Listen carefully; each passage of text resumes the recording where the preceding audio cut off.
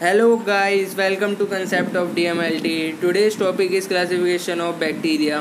आज की इस वीडियो में मैं क्लासिफिकेशन बताऊंगा बैक्टीरियाज़ की और इम्पॉर्टेंट बैक्टीरियाज़ के नाम बताऊंगा जो DMLT के लिए बहुत इम्पॉर्टेंट हैं। और इन बैक्टीरियाज़ की मैं एक सीरीज़ भी डालने वाला हूं जिसमें मैं बैक्टीरियाज़ को डिटेल में पढ़ाऊँगा। और आज की इस वीडियो में मैं बैक्टीरियाज़ के साथ साथ उनके नाम कैसे याद रखें ये भी बताने वाला हूँ, जिसे हम बोलते हैं शॉर्ट ट्रिक। ठीक है, याद रखने की। तो क्या है वो ट्रिक समझने के लिए वीडियो को एंड तक देखना, और चैनल पर नए हो तो चैनल को ज़रूर सब्सक्राइब कर देना और बेल बटन पर क्लिक कर देना, जिससे हमारी आने वाली वीडियोस की नोटिफिकेशन आपको मिलती रहेगी। तो स्टार्ट करते हैं हमारा आज का topic, classification of bacteria. Bacterias को हमने दो पार्ट्स में डिवाइड करा था। सबसे पहले according to their cell wall structure. ठीक है, तो पहला क्या था? पहला था ग्राम पॉजिटिव और दूसरा था ग्राम नेगेटिव बैक्टीरिया। ठीक है, अब इन्हें आगे फर्दर डिवाइड करा हुआ है कोकाई और रॉड्स में और स्पायरोचेट्स में। ठीक है, अकॉर्डिंग टू देयर शेप्स। ठीक है, अब gram positive bacteria gram positive क्यों होता है और gram negative bacteria gram negative क्यों होता है, ये मैंने आपको अपनी लास्ट वीडियो में आपको बता दिया था। तो जिसने भी वो वीडियो नहीं देखी हो तो प्लीज़ उसे भी देख लेना, ताकि ये वीडियो भी आपको अच्छे से समझ आ जाए। चलते हैं अपनी क्लासिफिकेशन पर। Gram positive bacteria. Gram positive bacteria को हमने दो पार्ट्स में फर्दर डिवाइड करा हुआ है, कोकाई में और रॉड में। ठीक है, ये दो शेप हैं, कोकाई ये है और ये है रॉड शेप। दोनों ही शेप के बैक्टीरियाज मैं आज आपको पढ़ाने वाला हूँ।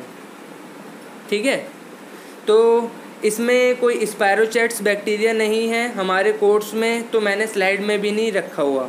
ठीक है, कोकाई आपको पता है राउंड, सर्कुलर और ओवल शेप का बैक्टीरियाज है। ये सिंगल, पेयर, चेन, क्लस्टर और क्लम्स में भी पाया जाता है। ठीक है, कोकाई को हमने टू पार्ट्स में डिवाइड करा हुआ है। पहला है एरोब और दूसरा है एनारोब बैक्टीरियाज। ठीक है, अब एरोब और फैकल्टेटिव एनारोब बैक्टीरियाज वो बैक्टीरियाज होते हैं जिन बैक्टीरियाज को लिमिटेड ऑक्सीजन रिक्वायरमेंट या सम ऑक्सीजन रिक्वायरमेंट होती है। ठीक है, उसे हमने एरोब और फैकल्टेटिव एनारोब की कैटेगरी में रखा हुआ है। और एनारोब में वो बैक्टीरियाज हैं जिन्हें बिल्कुल भी ऑक्सीजन रिक्वायरमेंट नहीं होती। ठीक है, तो एनारोब और फैकल्टेटिव एनारोब्स में कौन कौन से बैक्टीरियाज हैं पढ़ लेते हैं। Streptococcus, staphylococcus, lactococci, viridans, enterococcus. ठीक है, और पेप्टोकोकस हमारा एनारोब बैक्टीरियाज की क्लासिफिकेशन में रखा हुआ है। ठीक है, अब इतने मुश्किल नाम हैं, अब इन्हें याद रखने की ट्रिक बहुत आसान है। ध्यान से सुनना, समझना। स्ट्रेप्टोकोकस और स्टेफाइलोकोकस, ध्यान से देखो, स्पेलिंग दोनों में पी आ रहा है, तो पी से पॉजिटिव याद रखना, और उसके लास्ट में कोकस लगा हुआ है तो कोकस से कोकाई याद रखना। ठीक है, अब एक और चीज़ बताता हूँ, जो ये लास्ट के तीन बैक्टीरियाज भी आपको याद हो जाएंगे लव वर्ड से। ठीक है, अब लव वर्ड से आपको ये लास्ट के तीन बैक्टीरियाज याद रखने हैं। एल से होता है लैक्टोकोकाई, वी से वेरिडियंस और ई से एंट्रोकोकस याद रखना। इन सब के पीछे कोकाई तो लगा ही हुआ है। ठीक है, तो आपको कोकाई की क्लासिफिकेशन तो याद हो ही जाएगी। ठीक है, अब लास्ट बचा है पेप्टो स्ट्रेप्टोकोकस। ठीक है, अब इसमें देखो 3-4 बार पी आ रहा है, तो ये तो चिल्ला कर बोल रहा है कि मैं पॉजिटिव कोकाई हूँ। सो आई होप ये ट्रिक आपको समझ आई होगी। अब चलते हैं हमारी नेक्स्ट स्लाइड पर, जिसमें मैं आपको ग्राम पॉजिटिव बैक्टीरिया समझाऊंगा। ठीक है, अब चलते हैं रॉड्स पर। ठीक है, ग्राम पॉजिटिव रॉड्स पर। ठीक है, तो रॉड्स को भी दो कैटेगरीज में डिवाइड करा हुआ है, एरोब और फैकल्टेटिव एनारोब्स में।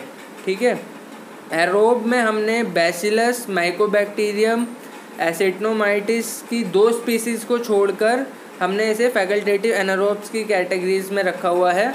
और कोराइन बैक्टीरिया, इंट्रास्पोरेंजियम, लिस्टेरिया और लैक्टोबैसिलस रखे हुए हैं इस कैटेगरीज में। अब इन्हें आप कैसे याद रख सकते हैं, इसकी भी शॉर्ट ट्रिक्स है, वो मैं आपको बताता हूँ। ठीक है, अब इन्हें याद कैसे रखना है। इन्हें आप बैसिलस से याद रख सकते हैं। सिर्फ आप बैसिलस नाम आपको याद करना है। ठीक है, बैसिलस बैक्टीरिया भी है, इसी बैक्टीरिया से आपको सारे नाम इंटरकनेक्टली याद हो जाएंगे। ठीक है,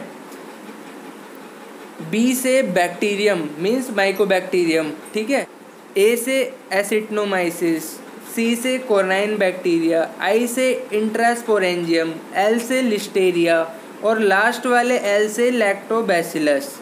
अब देख लो कितने आसान हो गए नाम याद रखना। ठीक है, अब एनारोब देखते हैं। ठीक है, इसमें तो एक ही बैक्टीरिया है, क्लोस्ट्रीडियम। ठीक है, इसे आप क्लोस्ट्रीडियम नहीं क्लोस्ट्रीड्रम से याद रखना। ठीक है, ऐसा क्यों करना है वो बताता हूँ।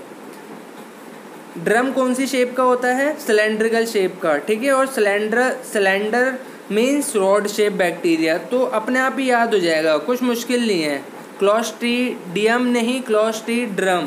ठीक है, ड्रम मतलब रॉड शेप, तो क्लासिफिकेशन याद हो गई आपको, रॉड शेप बैक्टीरिया है, ग्राम पॉजिटिव बैक्टीरिया की कैटेगरी का।